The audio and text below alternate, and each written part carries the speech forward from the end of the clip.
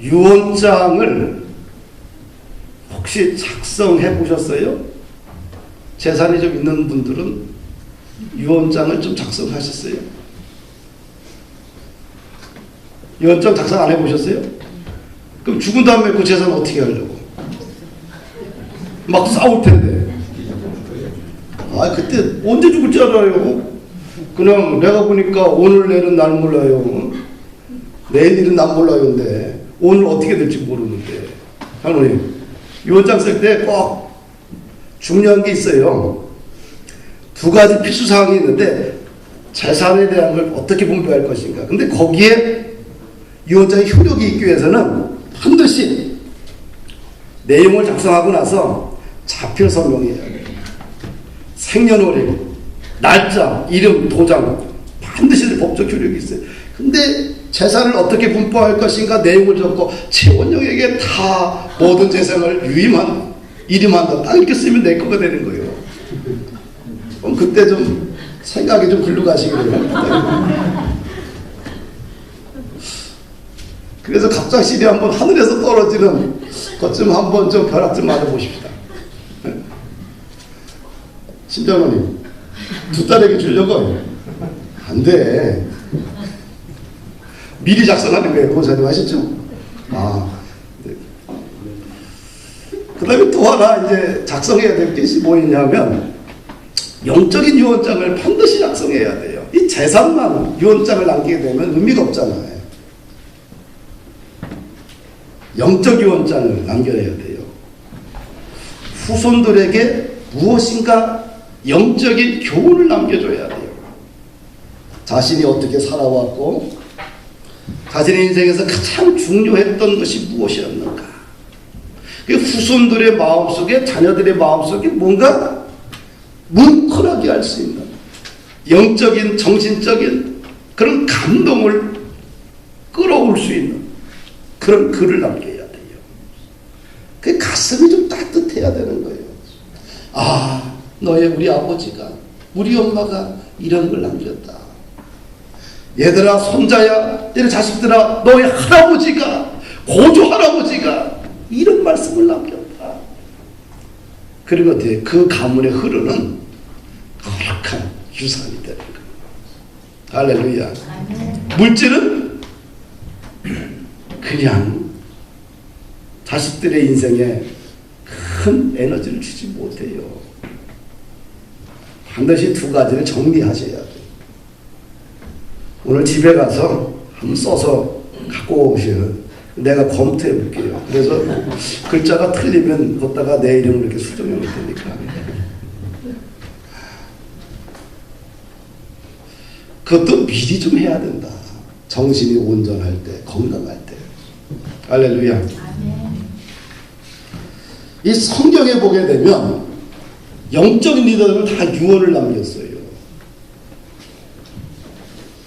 우리가 다윗이 죽기 전에 솔로몬에게 유언을 남겼죠. 열왕기상 2장을 보니까 너는 심서 뭐가 해? 대장부가 되라.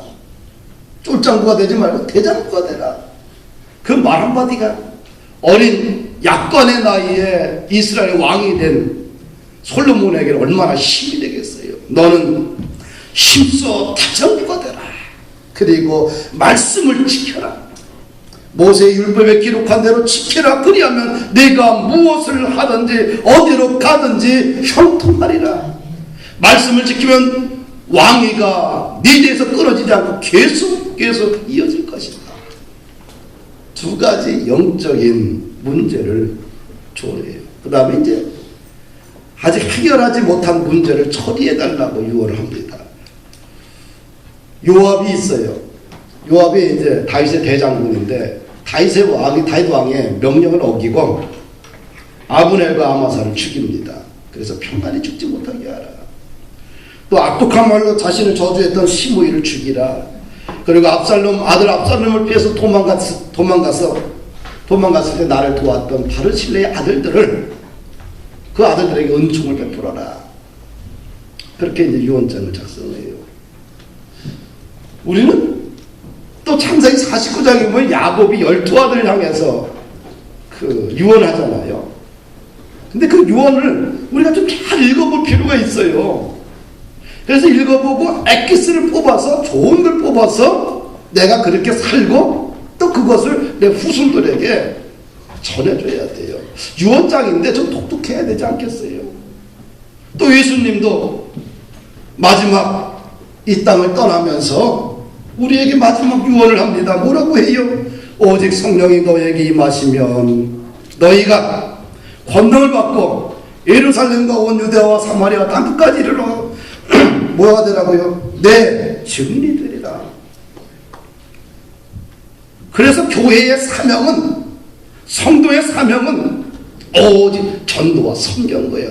언제까지? 주님 오실 날까지, 땅끝까지. 내가 예수를 믿으면서 예수님의 사명을 잃어버리고 살게 되면 우리 인생이 타락해버려요. 종교인으로 전락해버려. 그러나 우리가 예수님의 사명을, 마지막 유언을 가슴에 품고 살게 되면 매일매일같이 종말론적인 신앙을 가지고 땅끝을 바라보며 자신의 시간과 삶의 모든 에너지를 쏟아 주님이 좋아하시는 일을 하는 거예요. 할렐루야. 그러다 보면 인생이 열리고 복받는 인생이 되고 축복의 인생이 되는 거예요. 오늘 본문에는 여호수아가 등장돼요. 23장과 24장은 여호수아가 이제 마지막 고별 설계 유언장이에요. 1절을 보니까 여호수아가 나이가 많이 들었어. 그러니까 여호수아가 나이가 많이 들었고 고별 설교를 할 때 그 나이가 도대체 몇 살이었을까 궁금해요. 1406년 BC 1406년에 여호수아가 이스라엘의 지도자가 됩니다. 그리고 1400년경에 6년 만에 가나안 땅 정복을 끝내요. 그리고 나서 오랜 시간 동안 평화가 찾아와요. 그리고 오늘 23장 24장을 기록할 때에 여호수아가 몇 살에 죽었냐 하면 시기를 보게 되면 BC 1390년에 죽었어요. 1390년. 따져보면 거의 114세. 계산이 잘 안 되네. 그 정도 되겠죠? 그러면 114세. 그치? 맞아요. 맞네. 이 여호수아가 이스라엘 대권을 잡고 지금까지 산 시간이 114년이에요. 가나안 땅에서 산 시간이. 그런데 광야 시대를 살았잖아요. 근데 갈렙과 여호수아는 애굽에서 출생한 사람들이요. 광야에 40년이죠. 그럼 광야 40년만 곱해도 어떻게 돼? 더하기도 153인가? 6인가? 154. 그 정도 됐다 그래요. 150. 그 다음에 갈렙이 가데스 바나에서 가나안 땅을 정탐할 때 나이가 40이었어. 그렇죠? 그러면 40을 정하면 190이 넘어. 근데 갈렙보다 여호수아가 나이가 많아요. 그럼 최하 200살은 됐다고 봐야 되겠죠. 이 여호수아처럼 좀 장수하십시오. 오래오래 사십시오. 이 여호수아가 애굽의 사건을 보았고 광야의 사건을 보았고 가나안 땅의 사건을 보았습니다. 하나님이 함께 하셨던 사건을 보았어요. 그래서 그가 이스라엘 땅에서는 가장 장수한 사람이요. 그 어른이 지도자가 유언을 하는 거예요. 누구를 데려다 놓고 먼저 23장에 보니까 백성의 지도자들을 불러가지고 유언을 합니다. 왜? 지도자가 중요하니까. 그럼 지도자는 어떻게 살아야 되느냐?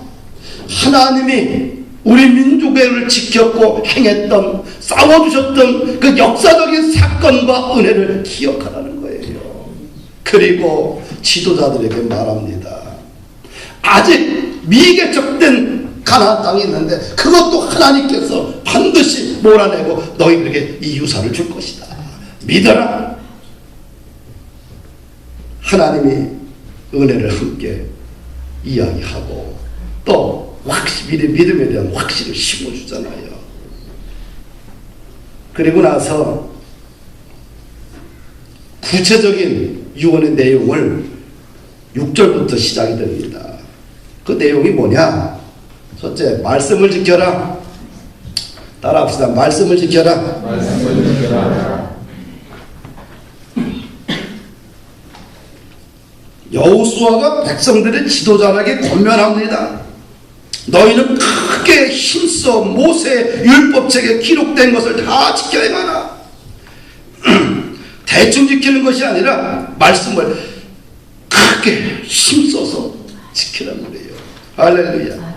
이게 기준점이라는 거예요. 기준점. 지도자들의 기준점, 생각의 시작, 삶의 원칙을 제시하는데 말씀을 힘써 크게 지켜라. 오늘날 십자가의 은혜를 경험하고 구원받은 우리들이 하나님을 향해 지켜야 할 삶의 도리가 무엇입니까? 말씀을 힘써 지키는 거예요. 할렐루야. 말씀을 읽고 묵상하고 행함을 통해서 하나님의 살아계심을 증명해야 돼요. 성경 우리가 읽기 열심히 하셔야 돼요. 교회에 나오지 못하더라도 정한 것은 다 읽어야 돼요. 최소한 1년에 3독은 해야 돼요. 교회에서 2독은 하잖아. 개인이 1독은 해야지. 3독은 해야 돼요. 아이들에게 왜 성경 암송을 매일 시킬까요? 주일날 왜 시킬까요? 많은 교회들이 아이들 재미나게 해야지만 교회에 모인다. 재미나게 해서 그 아이들의 생각과 DNA가 바뀌겠어요? 안 바뀌어요. 이 아이들이 장차 교회를 이끌어갈 제목이요, 가정을 이끌어갈 제목이요, 이 나라 이 민족의 등불이 된 이 아이들이 DNA가 쓰레기 맛이 돼버리면 우리 한국이 어떻게 되겠어요? 그래서 그 아이들의 심령 속에 뭘 심어줘요? 말씀을 감사시키는 거예요. 계속해서 1년 덜 쉬지 않고. 여호수아가 백성의 지도자에게 말합니다. 말씀을 힘써 크게 지켜라. 할렐루야. 이게 사는 길이에요. 두 번째, 따라합시다. 우상을 버려라. 우리 7절 말씀을 함께 읽습니다. 시작.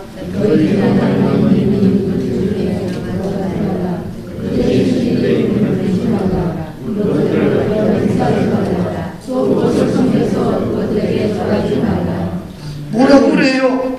지도자들에게 말합니다. 가나안 땅에 있는 원주민들이 믿는 우상 종교를 숭배하지 말라. 그들의 이름조차도 부르지 말라. 또 그들의 신들의 이름을 가리켜 맹세하지도 말고 그 우상들을 향해서 섬기지도 말고 절하지도 말라. 대충 얘기하잖아요. 우상을 완전히 버리라고 그래요. 샘이 한 구멍에서 쓴물과 단물을 동시에 낼 수 없다고 그래요. 우리는 하나님의 형상대로 지음받았고 예수 그리스도의 십자가의 피로 인하여서 구원받은 거룩한 백성입니다.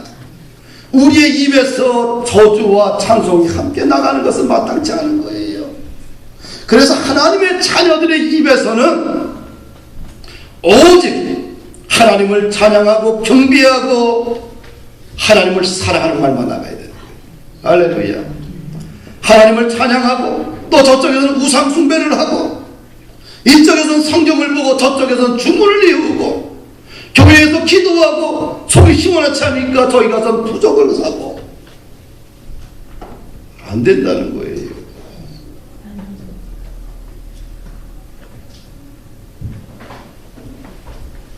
주기도문이 어떻게 구성됐는지 아십니까? 먼저 하나님의 이름을 불러요. 우리가 믿는 신앙의 대상이 뭐냐? 하늘에 계신 우리 아버지. 그 다음에 첫 번째 기도가 뭔지 아세요? 그의 이름을 거룩하게 여기옵시고 그의 이름을, 아버지의 이름, 하나님의 이름을, 하나님의 나라가, 하나님의 뜻이, 일용할 양식이, 죄를 용서받고 용서하는 것이 시험과 악에서 우리를 구해달라는 기도보다 먼저 하나님의 이름을 거룩하게 여기옵시고, 이것이 우리들의 입술의 고백이 되어야 돼요. 우상 아니요. 여호수아는 백성들에게 말합니다. 우리의 입으로 우상을 노래하고 우상을 찬양하고 우상을 경배하지 말라고 그래요. 그들의 이름조차도 부르지 말라고, 그들에게 절하지도 말라고 합니다. 오늘날 나의 마음을 빼앗기고 있는 것이 무엇입니까? 하나님보다 더 사랑하는 것이 있다고 한다면 성경은 그것을 우상 숭배라고 그래요. 오늘날 신앙인들의 신은 하나님일까요? 돈일까요? 여 사람 얼굴 좀 봐봐요. 보고 당신이 신앙의 대상은 누굽니까? 물어봐 한번. 당신이 정말 믿는 신앙의 대상이 누굽니까? 돈입니까? 하나님입니까? 요즘 돈이 신의 자리에 찾아와 있어요. 권력이 신이 되어버렸고요. 명예가 신이 되어버렸고요. 돈이 하나님의 자리를 차지했어요. 그래서 영성도 돈으로 사는 시대입니다. 돈만 있으면 다 된다는 의식이 우리의 심리 속에 깔려 있어요. 그래서 이 물질을 사랑하고 숭배하는 것을 암몬주의 이렇게 이야기를 해요. 오늘날 우리들은 천국도 돈으로 살 수 있다. 인생의 건강도 행복도 영성도 죽음도 다 돈으로 살려고 합니다. 근데 정말로 가치 있고 영원한 것은 돈으로 살 수가 없어요. 근데 어디 가면 알아요? 천국 문 앞에 죽음 문턱에 가보면 아 정말 귀하고 아름답고 가치 있는 것은 돈으로 사는 게 아니구나 알게 돼요. 이 만몬주의 물질 숭배 사상이 교회 깊숙이 내면에 들어와 있어요. 돈만 많으면 그 사람은 성공한 인생이고 축복받은 인생이고, 돈만 많으면 그 교회는 성공한 교회고, 어디 성경에 그렇게 써 있어요. 저 사람 물질에 복을 받았기 때문에 저 사람은 하나님도 복을 받은 사람 성경에 한 줄도 안 써 있어요.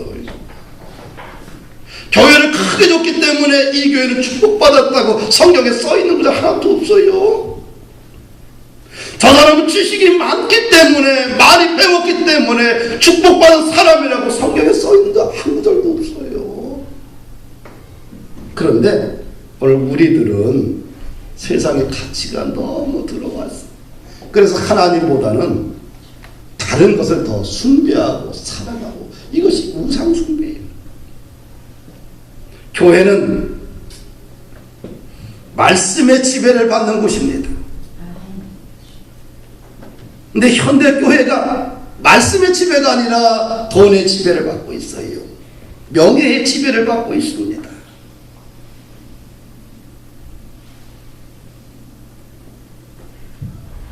교회가 말씀의 지배를 받고 하나님의 영의 지배를 받을 때 순수성이 회복되고 교회의 능력이 회복되는 것입니다. 교회가 물질의 지배를 받게 되면 절대로 하나님의 나라는 교회 속에 임재하지 않아요. 교회가 명예라는, 권력이라는 세상의 가치가 지배를 받게 되면 교회는 더 이상 교회가 아니고, 교회는 더 이상 하나님의 나라가 세워지지 않고 찾아오지 않는다는 거예요. 신약 성경이 가장 중심 주제가 천국 하나님의 나라예요. 예수님이 이 땅에 와서 하신 말씀이 하나님의 나라라는 주제를 가지고 말씀하셨어요. 하나님의 나라는 세상 것으로 채워지는 게 아니라는 거죠.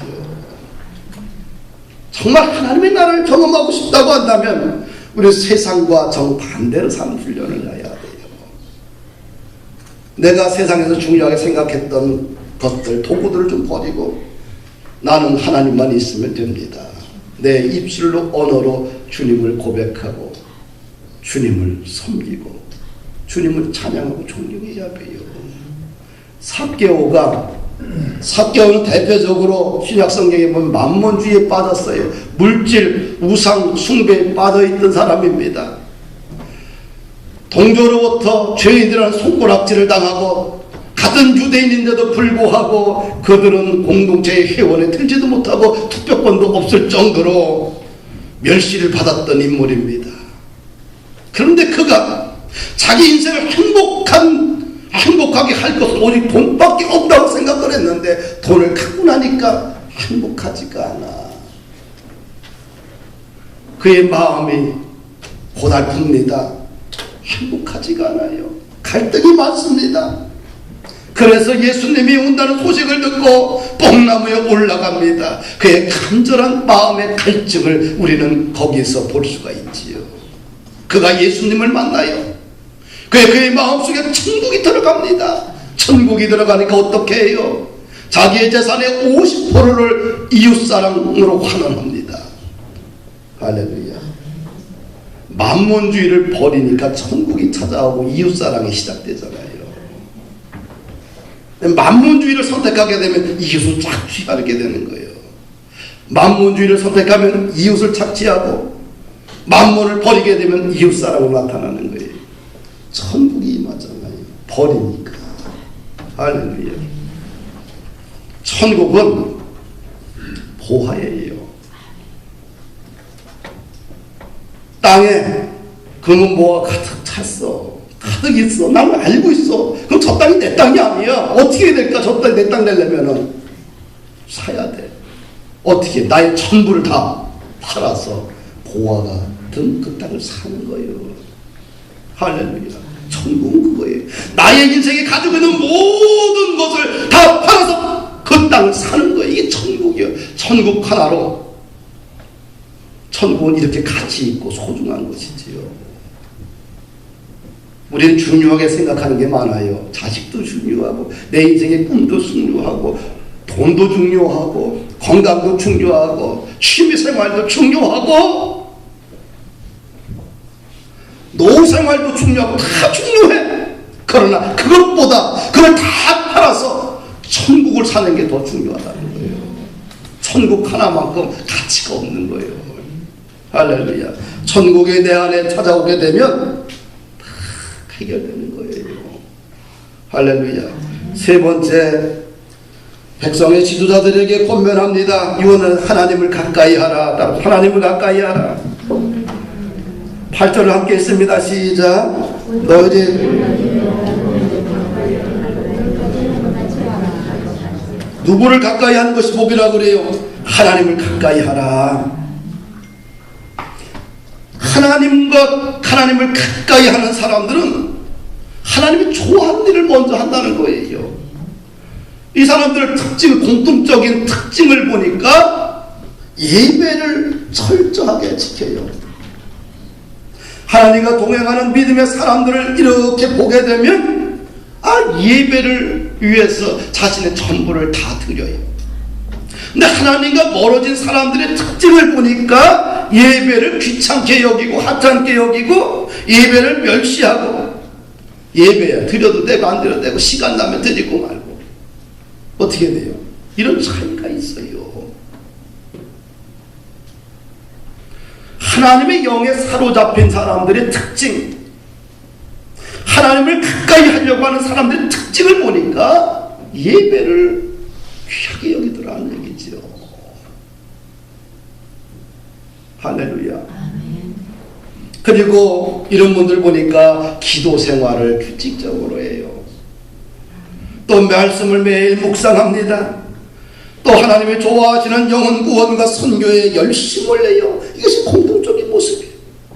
그럼 이렇게 하나님과 가까이 하면 어떤 은혜를 받느냐? 우리가 9절 말씀을 함께 했습니다. 하나님이 대신 싸워주세요. 이는 여호와께서 강대한 나라들 너희 앞에서 쫓아내셨으므로 오늘까지 너희에게 맞선 자가 하나도 없었느니라. 하나님을 가까이 하게 되면 어떤 은혜가 주어지느냐? 하나님이 대신 싸워주는 거예요. 그래서 내 인생은 나의 싸움이 아니라 여호와의 전쟁이에요. 여호와의 싸움이라는 거예요. 할렐루야. 그리고 10절을 보니까 하나님을 가까이 하는 사람들에게 은혜를 주시는데 일당천의 사람이 된다는 거예요. 너희 중 한 사람이 1000명을 쫓으리니 이는 너희 하나님 여호와가 너에게 말씀하신 것 같이 너희를 위하여 싸우심이라. 삼손에게 하나님의 힘과 능력을 부어주시니까 삼손이 당대 최고의 장사가 되는 거예요. 그 힘의 근원이 어디서 나왔을까요? 하나님부터 나온 거예요. 그러나 삼손이 하나님을 떠났을 때에 정반대 현상이 일어납니다. 실패자가 되고 말아요. 패배자가 되고 말아요. 우리 인생의 힘의 출처, 능력의 출처, 권세의 출발점은 어디냐? 하나님이라는 거예요. 하나님을 가까이 하게 되면 원수마귀 사단이 한 길로 왔다 7길로 도망가는 역사가 일어나고 1000명을 혼자 감당해도 등이 이길 수 있는 에너지와 힘을 하나님이 주신다는 거예요. 할렐루야. 아멘. 주기도문을 우리가 오늘 찬양했습니다. 주기도문 마지막 송영 부분이 첨가된 부분입니다. 주의 나라와 주의 권세와 주의 영광이 영원히 아버지의 것입니다. 아멘. 할렐루야. 주의 나라가 영원하다는 것이에요. 주의 권능, 주의 권세가 영원함을 고백합니다.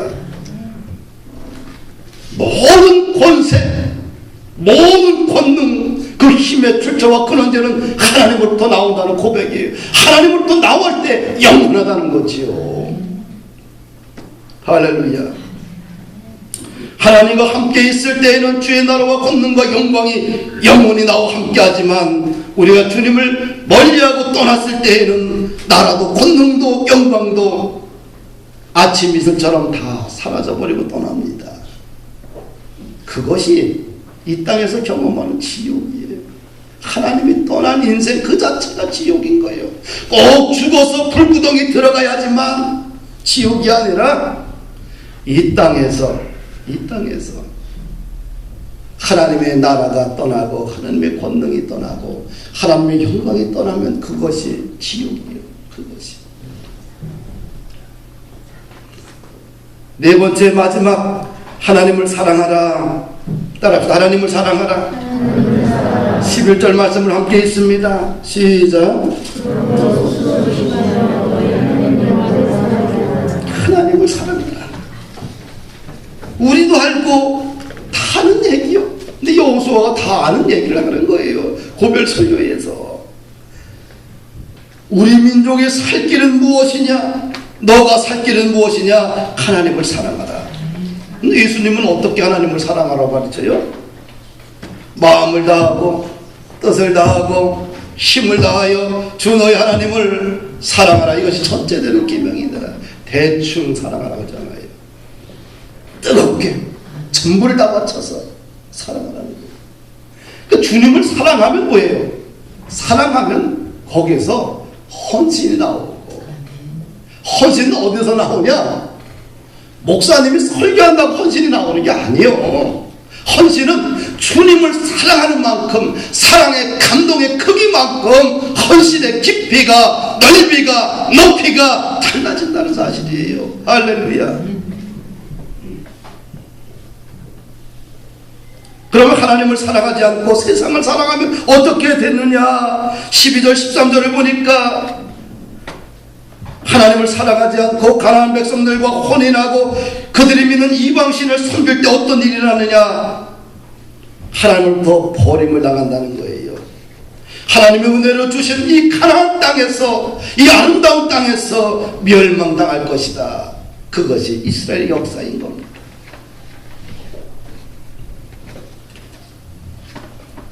14절, 15절, 16절 말씀도 똑같습니다. 하나님의 선한 말씀은 하나도 틀리지 않다. 선한 말씀도 응하고 불길한 말씀도 너에게 임할 것이다.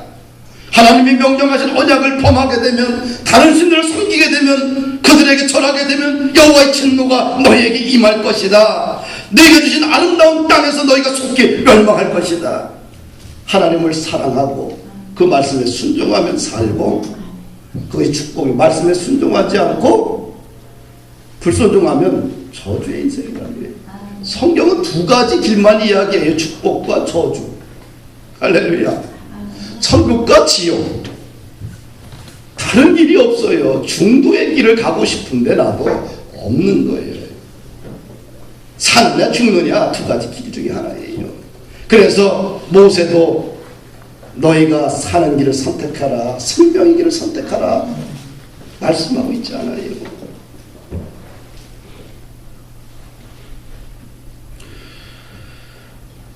우리는 우리가 기독교의 가치를 만약에 우리 다음 세대들에게 물려주지 못한다면, 또 우리가 기독교의 가치를 우리가 마음 깊이 담지 않는다고 한다면 어떻게 될까요? 이 땅에서 우리를 하나님 토해낼 거예요. 아름다운 땅이 저주의 땅이 되고 고통의 땅이 될 것입니다. 이 땅은 우상숭배로 가득 찰 것이고요. 우리가 이렇게 예배드리는 교회들마다 다 텅텅 비게 될 것이고, 교회가 술집으로 팔려가고 교회가 다른 세상적인 장소로 팔려가게 되고요. 또 교회가 거미줄로 가득 찬 곳으로 바뀔 것입니다. 금세기 세계 교회가 많이 그렇지 않아요. 이것이 저주지요. 오늘 여호수아가 이스라엘의 지도자들에게 말한 유언의 내용들은 오늘 우리들도 포함된다는 사실이에요. 이것을 지키면 이 땅이 아름다운 땅이 되고, 교회들마다 웃음소리가 넘치고, 행복의 소리가 넘치고, 복음의 소리가 넘치고, 미래의 소리가 넘치고, 사명의 소리가 넘치고. 할렐루야. 그러나 우리가 사명을 버리고 살게 되면 이 교회는 웃음이 사라지고 기쁨도 사라지고 탄식만이 덮게 되고, 우리의 가정과 일터도 오직 탄식으로 끝나게 될 겁니다. 사랑하는 여러분들, 사는 길을 좀 선택하십시다. 나나 여러분들이나 좀 사는 길을 선택하자고요. 내가 죽어서 내가 죽어서 내 가정을 살릴 수 있다면 죽으셔야 돼. 내 가정의 신앙을, 유산을 물려주기 위해서 내가 죽어야 된다면 여러분들 죽어야 되는 거예요. 예수님의 제자들 중에 가장 오래 산 제자가 누구예요? 사도 요한이에요. 사도 요한은 대부분 제자들이 AD 70년경에 다 죽었어요. 이전에. 사도 요한은 100세 가까이 살았어요. 그러니까 거의 뭐예요? 30년 정도 더 살았지요. 근데 예수님이 부활 승천하시고 올라간 지가 33년이에요. 그리고 거의 70년이라는 세월이 흘렀어요. 교회는 예수님의 부활을 본 사람도 없고 승천한 사건을 본 사람도 다 죽었어. 교회가 어떻게 될까요? 어떻게 하나님이 인간의 몸을 입고 왔느냐? 성육신 사건을 부인하는 거예요. 어떻게 신이 인간의 몸을 입고 올 수 있느냐? 이건 아니다. 가설이다. 안 믿는 거예요. 어떻게 인간이 죽었다 살아나느냐? 안 믿는 거예요. 어떻게 인간이 승천하느냐? 안 믿어요. 그때 교회가 혼란에 빠졌을 때 백발의 노인이 피를 토하는 심정으로 쓴 것이 요한 1서예요. 1서 1장을 보니까 내 생명의 말씀에 관하여는 내가 눈으로 봤고 내가 들었고 내가 만졌다. 나뿐만 아니라 우리 모든 사람들이 다 경험한 사건이라는 거예요. 그것을 내가 너희들에게 증거하노라. 할렐루야. 말씀을 마칩니다. 나나 여러분들이나 다 죄인들이에요. 사실 다 죄인이요. 다 죄인이에요. 오늘 한국교회가 다음 세대들이 너무 많이 빠져나가고 또 우리 교회를 물려줄 다음 세대들이 점점 사라져가는 이때입니다. 누가 그랬느냐? 나도 죄인이고 여러분들도 죄인이에요. 왜? 사명 감당하지 않았기 때문에. 그리고 생명 바쳐서 영혼 전도하지 않았기 때문에, 가르치지 않았기 때문에. 목사님, 나는 다른 거 다 할 수 있지만 전도하라고는 하지 마십시오. 우리를 뭐 하라고 불렀을까요? 영혼 구원하라고 부른 거예요. 목사와 평신도의 구분이 어디 있어요? 만인 제사장인데 다 제사장인 거예요. 예수 그리스도가 우리의 대제사장이고 우리는 제사장인 거예요. 왕같은 제사장. 단지 직임에 있어서 목사와 장로, 권사 차이가 있을 뿐이지 다 제사장이 하는 일은 다 똑같은 거예요. 목사가 교회는 책임지고 전도하면 되지. 우리 평신도들까지 그러면 이게 성경을 모르는 거예요. 그래 안 그래요? 신정하십시오 안 해요? 그럼 해야 되는 거예요. 열심히 해야 돼요. 그러다 보면 가정도 살고 내 인생도 살고 교회도 살고 민족도 산다. 할렐루야.